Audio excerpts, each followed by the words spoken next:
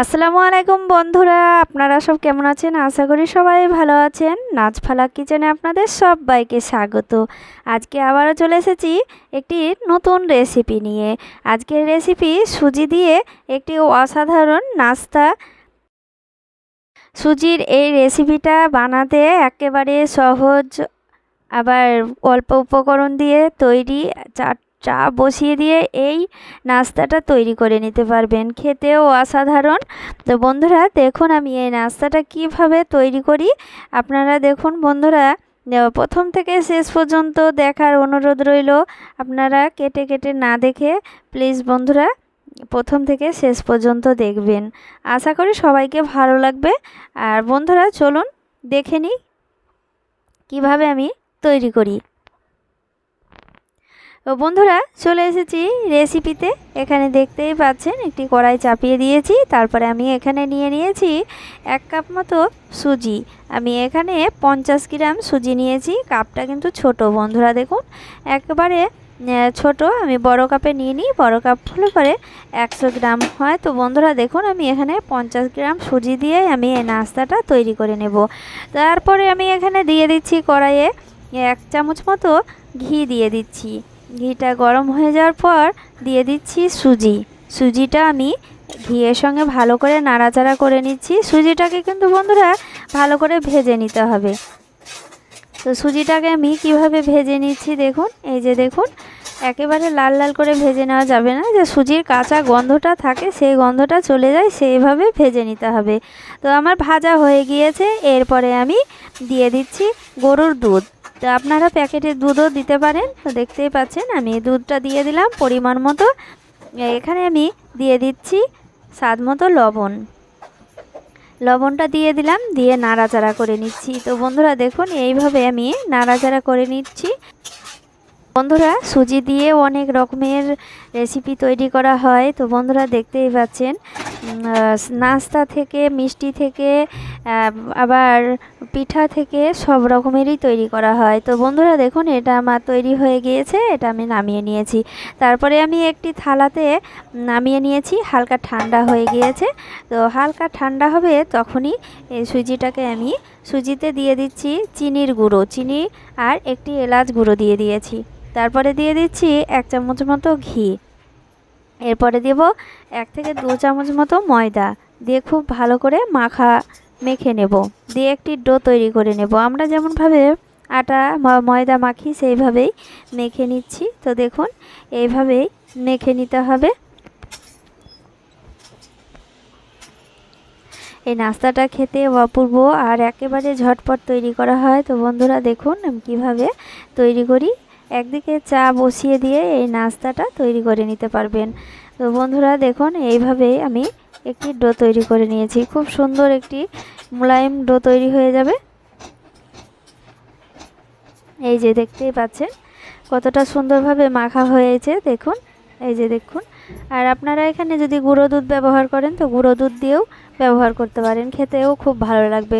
তো দেখুন এখানে আমি একটি এইভাবে করে লেচি কেটে নিচ্ছি। আমি 3টে লেচি কেটে নিচ্ছি। তো দেখুন বন্ধুরা এইভাবে লেচি কেটে নিচ্ছি, দিয়ে গোল গোল করে নিচ্ছি। আর যারা চিনি পছন্দ করেন না, মিষ্টি পছন্দ করেন না, তারা নোনতা করেই খেতে পারেন, খেতেও ভালো লাগবে। তো দেখতেই পাচ্ছেন বন্ধুরা এইভাবে আমি রুটি তৈরি করে নিয়েছি। একটু মোটা ভাব করে বেলে নিয়েছি। তো বেলে নিয়ে আমি সাইডটা এইভাবে সমান করে কেটে নিচ্ছি।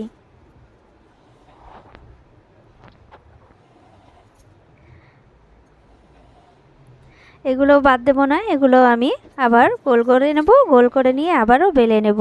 তো দেখুন এইভাবে আমি সমান করে কেটে নিচ্ছি। এখানে আমি দুটো বের করে নিলাম। তো তারপরে আমি দেখুন একেবারে সুন্দরভাবে কাটা হয়েছে। তো দেখতেই পাচ্ছেন। এবার এখানে আমি কাটার নিয়ে নিয়েছি। তো দেখুন এখানে পেঁয়াজ বা আদা বা যে কোনো জিনিস কুড়া হবে। তো এটা দিয়ে এইটা সকলের ঘরেই থাকে। তো দেখুন এটা আমি বসিয়ে দিলাম, দিয়ে তারপরে এই যে দেখুন উল্টো দিকে আমি বসিয়েছি। তো দেখুন এইভাবে 2 হাত দিয়ে চাপ দিয়ে নিতে হবে। ওই যে দেখতেই পাচ্ছেন এই ফুটোগুলোতে খুব সুন্দরভাবে ঢুকে গিয়েছে। তো দেখতেই পাচ্ছেন এইভাবেই আমি আবারও তুলে নিচ্ছি, খুব সুন্দরভাবে উঠে যাবে। হালকা একটু ময়দা লাগিয়ে নিতে হবে, দিয়ে এইভাবে চাপ দিয়ে ডিজাইন করে নিতে হবে। তো দেখুন খুব সুন্দরভাবে ডিজাইন হয়ে গেল। তো দেখতে পাচ্ছেন আবারও একটু বড় হয়ে গিয়েছিলো, তো সাইডটাও আমি কেটে নিলাম। তো দেখুন কতটা সুন্দর হয়েছে। তো আরেকটি দেখাচ্ছি। এই যে দেখতেই পাচ্ছেন এইভাবে আমি আঙুল দিয়ে চাপ দিয়ে নিচ্ছি।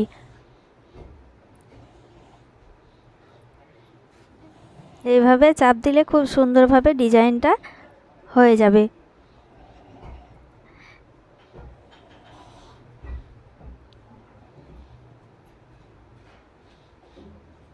এই যে দেখুন খুব সহজভাবে উঠে যাবে। তো সাইডটাও আমি আবারও কেটে নিচ্ছি, সমান করে নিচ্ছি। তো দেখুন দুটোই তৈরি করে নিলাম। এবার দেখুন এইভাবে আমি বাকিগুলোও তৈরি করে নেব।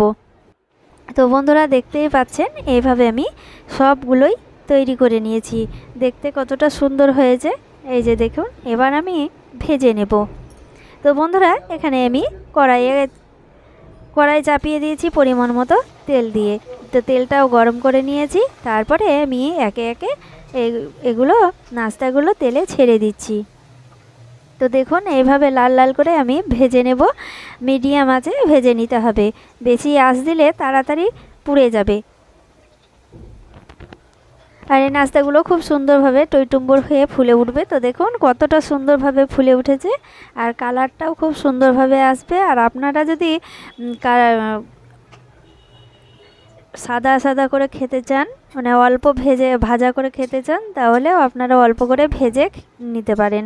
তো দেখুন আমি দুই রকমের করেই ভেজে আপনাদেরকে দেখাবো। তো দেখতেই পাচ্ছেন পুরোপুরি কালার চলে এসেছে। এবার আমি তুলে নিচ্ছি।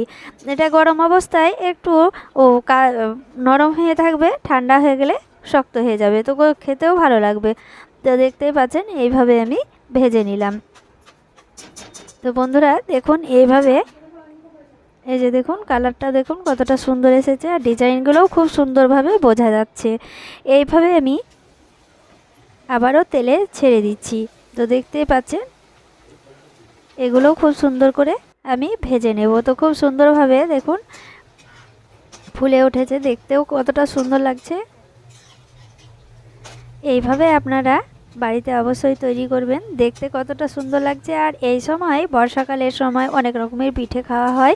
তো বন্ধুরা বাড়িতে যদি চালের গুঁড়ো না থাকে তো সুজি দিয়েও তৈরি করা হয়। তো বন্ধুরা দেখুন সুজি দিয়ে অনেক রকমের পিঠে তৈরি করা হয়, নাস্তা করা হয়, যা করবেন তাই করা হবে। তো বন্ধুরা দেখুন এইভাবে আমি এগুলোও ভেজে নিলাম। তো দেখুন এগুলোও পুরোপুরি কালার চলে এসেছে। এইভাবে আমি বাকিগুলোও তৈরি করে নেব।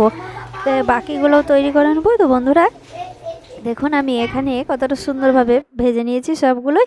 তো এখানে আমি সাদাভাবেও আমি তৈরি করেছি, যাদের দাঁত নেই তারাও এটা, এই যে দেখুন হালকাভাবে ভেজে নিলেও হবে, দাঁত নেই তারাও খেতে পারবে। আর এই লাল লাল করে ভেজে নিয়েছে এগুলো সকলেই খেতে পারবে। তো দেখতেই পাচ্ছেন কতটা সুন্দর হয়েছে, খেতেও অসাধারণ। তো বন্ধুরা এই নাস্তাগুলো মাশাআল্লাহ আলহামদুলিল্লাহ অনেক সুন্দর হয়েছে, খেতেও অসাধারণ। আপনারা বাড়িতে অবশ্যই তৈরি করবেন। আর রেসিপিটা ভালো লাগলে লাইক কমেন্ট শেয়ার করবেন, বেশি বেশি করে শেয়ার করবেন। সবাই ভালো থাকেন, ধন্যবাদ।